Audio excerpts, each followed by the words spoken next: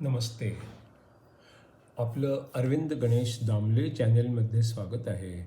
मी अरविंद दामले आपल्यासमोर प्रस्तुत करीत आहे माझ्याच काही रचना. ही आहे ह्या रचनांच्या सत्राची 1048वा भाग. आपल्याला या पसंत पडल्या तर माझ्या अरविंद गणेश दामले चॅनलला सबस्क्राईब करा, लाईक करा, शेअर करा आणि बेल आयकॉन दाबायला विसरू नका. तर माझी पहिली जी रचना आहे ती अशी: जी जान से कोशिश करके जो दोस्तों से जीत जाता है उनको हरा देता है, वो अपने दोस्तों को खो देता है. यानंतर ब्रह्मसूत्रांच्या 87वं सूत्र असं. आणि त्यामुळेच वेद अमर आहेत हे पण सिद्ध होतं. वेदांचा कुणी एक लेखक किंवा रचयिता नाही आहे. वेदांपासूनच देव बनतात आणि वेगवेगळे शब्दही बनतात. त्यामुळे वेद आणि त्यांचे शब्दही अमर आहेत असं म्हणतात. पुढे असंही म्हणतात की फार पूर्वी ऋषींना तप करून आणि यज्ञ करून हे ज्ञान मिळवावं लागत होतं. आता तिसऱ्या विभागातलं 30वं आणि एकोणातलं 88वं सूत्र बघूया. वेद आणि स्मृतीवरून 30 नावं आणि रूपं आली तरी ब्रह्मांडाच्या वेगवेगळ्या पर्वात काहीही अंतर्विरोध नाही. याबद्दल विरोधक म्हणतात की सर्व प्राणी जन्मजात असतात, ते मरून जातात आणि पुन्हा जन्म घेतात. तसंच देवांचंही होतं आणि देव देखील शिल्लकच राहत नाहीत. हे जर असंच चालू राहिलं तर तेच शब्द, त्यांचे तेच उच्चार आणि त्यांचे तेच अर्थ असं पण चालू राहील. पण वेदांमध्ये तर म्हटलं आहे की केव्हा तरी सगळंच नष्ट होतं.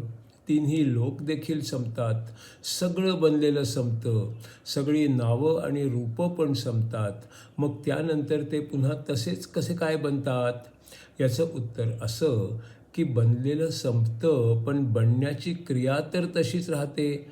या क्रियेला काही सुरुवातही नाही आणि अंतही नाही. त्यामुळे तेच पुन्हा पुन्हा बनत जातं. जेव्हा कुणाला गाढ झोप लागते तेव्हा तो प्राणाबरोबर असतो. तेव्हा नाव, रूप सगळंच प्राणात जातं आणि पर्यायाने आत्म्यात जातं, पुरुषात जातं, ऊर्जेत जातं. मग एक शंका अशी येते की गाढ झोपेत हे होतं, पण तेव्हा शरीरही असतं आणि जाग आली की पहिलं सगळं जसेच्या तसंच चालू राहतं. जागेपणी झोपेतलं सगळं आठवलं असं तर होत नाही. मृत्यूच्या वेळी तर आत्मा नसतो आणि म्हणून पूर्वजन्मातलं काही लक्षात राहत नाही. तर मग तरीही पुढल्या जन्मात मागच्या जन्माच्या काही गोष्टी पुढे चालू राहिल्यासारख्या होतात. हे कसं काय होतं?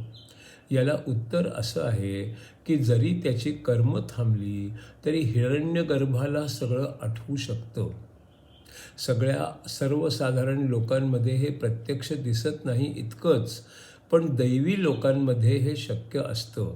वेदांमध्ये आणि स्मृतींमध्ये हे सांगितलेलंच आहे की प्रत्येक जन्मानंतर काहीतरी प्रगती होते आणि आध्यात्मिक वृत्ती असलेल्यांमध्ये हे व्हायचा वेग तर अधिकच असतो. हळूहळू ती व्यक्ती ब्रह्मासारखी बनत जाते. असंही सांगितलेलं आहे की ज्यांना मंत्रांची समग्र माहिती नाही त्यांनी ते म्हणू नयेत आणि शिकवू पण नयेत. आनंद मिळवण्यासाठी चांगली कर्म करावीत आणि दुःख टाळण्यासाठी वाईट कर्म टाळावीत. तरीही प्रवृत्ती पुढच्या जन्मात तशाच राहतात. मागील जन्मात ज्या दिशेने पुढे गेलं असेल त्याच दिशेने ते नंतरही पुढे जात राहतात. त्याच प्रकारची कर्म करत राहतात. पण तरी विचार करून कर्म बदलली, काहीतरी आपण शिकलो तर मग पुढचा जन्म देखील बदलतो. याला जे नाही आहे त्याचा विचार करू शकणं आणि कल्पना करणं जबाबदार असतं. पुढे तेच चालू राहण्याच्या प्रवृत्तीमुळे पुढील युगात देखील तेच ऋतू असतात, तेच देव असतात, तशाच घटना घडतात, तशीच रूपं असतात आणि तशीच नावं पण येतात. आता तिसऱ्या विभागातलं 31वं आणि एकोणात 88वं सूत्र असं आहे: जैमिनी ऋषी म्हणतात की देव आणि त्यांच्या समजणांना मधुविद्या जाणून घ्यायची क्षमता नसते आणि म्हणून ते ब्रह्म पण जाणून घेऊ शकत नाहीत. उदाहरणार्थ, जे मी अग्नी बनणार यावर जे एकाग्र होतात ते अग्नी बनतात. ती त्यांची तपश्चर्या असते, पण ती काही एक इच्छेने केलेली असते. ग्रंथ म्हणतात की सूर्य हा मध आहे, म्हणजे मधाने माखलेला आहे. जे 5 देव असतात वसु, रुद्र, आदित्य, मरुत आणि सांध्य, ते या मधावरच जगतात. मध मिळाला की त्यांना आणखी काही नको असतं. मग ते सूर्यापर्यंत पोचतंच असं काही नाहीत. जे अशा देवांचीच आराधना करतात ते फार तर तिथवरच पोचतात, पुढे ब्रह्मापर्यंत जातच नाहीत. म्हणून देवांनाही ब्रह्माचं दर्शन होत नाही. आता प्रश्न येतो की देवांची क्षमता कमी पडते याची आणखी काही कारणं आहेत का? त्यासाठी 3ऱ्या विभागातलं 32वं आणि एकूणातलं 89वं सूत्र असं: आकाशात जो प्रकाश दिसतो, जो ज्ञान देतो, जो रात्रंदिवस सगळीकडे फिरत असतो, त्याला आपण सूर्य म्हणतो. पण या सर्वांचा पण प्रत्येकाचा अनुभव वेगळा वेगळा असतो. सर्वांना एका गोष्टीचा एकच अनुभव येत नाही. त्यांच्यावरूनच मंत्र, कथा, म्हणी वगैरे माणसापासूनच उद्भवतात. मग मंत्रांना श्रुतींच्या प्रमाणे वेगवेगळ्या पद्धतीने सांगितलं जातं. सरळ सांगणं, फक्त दिशा दाखवणं, उदाहरणं देणं, ते कशासंबंधी आहे हे सांगणं, ते कशाला लागू होतं हे सांगणं आणि त्यांचं महत्त्व सांगणं. या सगळ्यांच्यामुळे मंत्र आणि देव दोन्ही ब्रह्म जाणून घ्यायला समर्थ पूर्णपणे नाहीत.